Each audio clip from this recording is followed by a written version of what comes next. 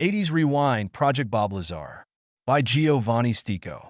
Copyright 2025 WGA West. Johnny was a dreamer, stuck in a time loop, one that had locked him into the 1980s. Even though the calendar now read 2023, the era that had shaped him still consumed him, heart and soul. The neon lights of Las Vegas flashed as Johnny cruised down the strip in his '88 Honda Civic. His fingers tapped rhythmically on the steering wheel as Whitesnake's "Is This Love?" echoed through the speakers. His mind wandered back to his teenage years, long before the world had changed, long before the new millennium arrived. Those were the years he felt alive, and the music, the fashion, the vibe of the '80s still gripped him. Johnny pulled up to Albertsons late one evening, ready to grab a few things. As he was about to step out of his car, the screech of sirens sliced through the night, disrupting the usual chaos of Las Vegas.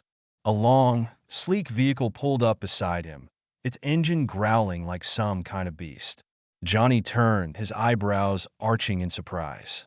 There, parked next to him, was the iconic Ghostbusters car, complete with the red and white paint job that gleamed under the neon lights. His eyes widened when the driver stepped out, a man dressed like George McFly from Back to the Future. Johnny blinked twice, unsure whether he was seeing things or if the '80s had somehow manifested before him in the most random of ways. The man gave a knowing grin and headed into the store. Johnny hesitated, shaking his head in disbelief. He followed him inside. It had to be a coincidence, right? A few minutes later, Johnny spotted the man casually wandering the cereal aisle. Johnny couldn't resist any longer. With newfound confidence, he walked over. "Excuse me, sir. Has anyone ever told you that you look just like George McFly from Back to the Future?" he asked. The man turned, giving Johnny a quizzical glance. "As a matter of fact, I hear that all the time. Name's Keith, George McFly impersonator at the '80s Rewind Cafe," he said with a chuckle. "I do more than just hang out here at Albertsons, you know." Johnny raised an eyebrow. "You run an '80s-themed cafe?" Keith nodded, flashing a grin. "Yep. In fact, if you're into the '80s, you should swing by sometime. I guarantee it'll feel like stepping into a time machine." Keith handed Johnny a business card, his smile wide. "Come by anytime." Johnny pocketed the card, intrigued. Maybe it was worth checking out. A week later, Johnny couldn't resist. He parked his Civic outside the '80s Rewind Cafe, right next to the Ghostbusters car. The cafe felt like a forgotten relic of the past.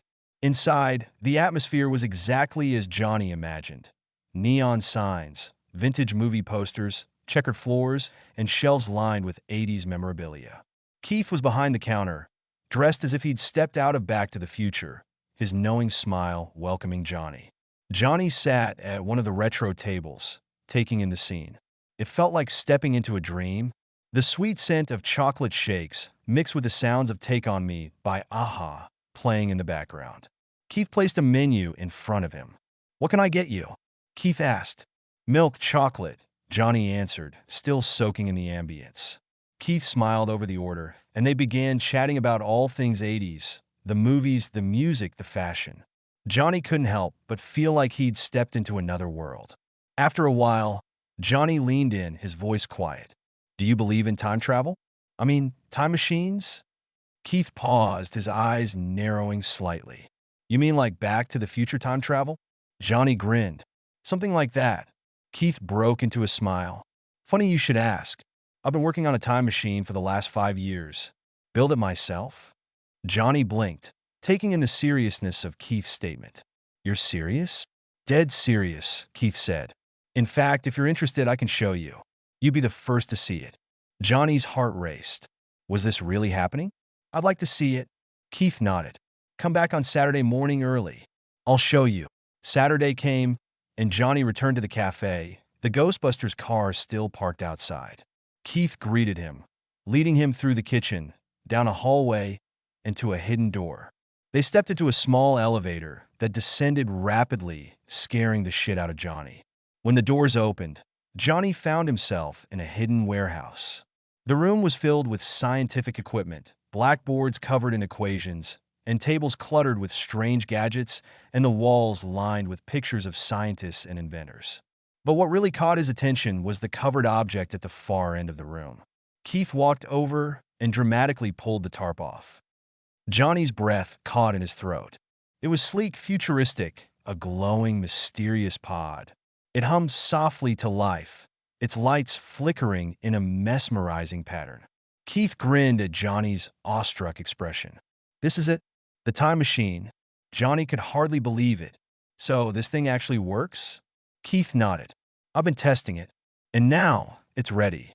Johnny's eyes wandered to the wall, where a newspaper clipping caught his eye. The headline read, Bob Lazar claims attempt on his life. Johnny stepped closer to read the article. His heart skipped a beat.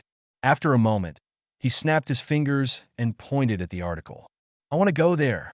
I want to go back in time, stop the attempt on his life, and expose Area 51, Johnny said. Keith looked at him, surprised but intrigued. You sure about this? Johnny nodded. We all have a right to know. Keith paused, then agreed. All right, but we need to do some research first. We can't just jump into the time machine without a plan. Johnny nodded in agreement. For the next couple of days, they researched coordinates, timelines, and Bob Lazar's involvement with Area 51.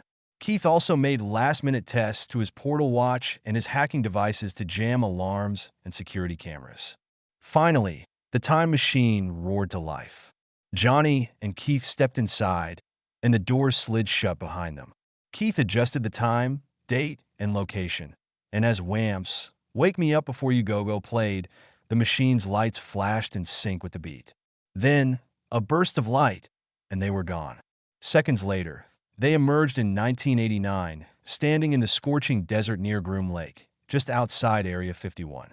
The air smelled of dust and oil, and the faint scent of pancakes and coffee wafted from a diner called Jimmy's Cafe. It felt like stepping into a moment frozen in time. Inside the cafe, Johnny and Keith sat at a booth, scanning the room. It didn't take long before the door chimed, and Bob Lazar walked in. His leather jacket, eyeglasses, and jeans made him unmistakable. He greeted the staff and settled into a corner booth, unaware of the two strangers watching him. Keith and Johnny exchanged a glance. This was it. They stood up, walked over, and after a brief conversation, introduced themselves to Bob. They explained they were from the future and on a mission.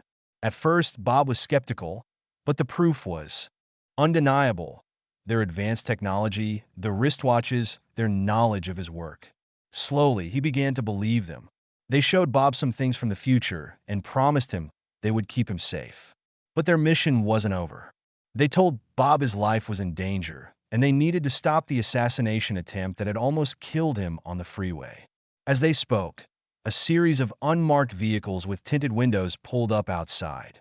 Secret Service agents in dark suits stepped out and noticed Bob sitting with Johnny and Keith, recognizing him. They reached for their guns. Johnny caught a glimpse of the killers and yelled out, "Get your heads down!" The bullets showered through the glass windows. Johnny, Keith, and Bob bolted from the diner, running into the desert. They reached a safe spot, where Keith activated a time portal with his wristwatch. The massive vortex opened, and they stepped through, instantly transported to Area 51. Inside the facility, Keith worked quickly to jam security cameras and alarms. Johnny, Keith, and Bob moved stealthily through the building, snapping photos and taking videos of the UFOs, aliens, and the inner workings of Area 51. The evidence was jaw-dropping, proof of what the world had been kept in the dark about for so long. With their mission complete, they returned to the desert. Keith opened another portal, and they transported Bob to safety. They went along with him just to see things out. The portal led them to a beautiful, peaceful planet named CR2, a hidden sanctuary located in the Zeta Reticuli star system, approximately 39 light-years from Earth. CR2 was home to the highly intelligent Zephyrants, a race of beings who had mastered anti-gravity technology, creating floating islands that hovered in the sky. Bob finally found peace in a place far from the threats of Earth. Before they left, Bob thanked Johnny and Keith. As they disappeared into the portal, Bob looked up at the night skies filled with clusters of stars all around, and the faint silhouette of a UFO passed him by.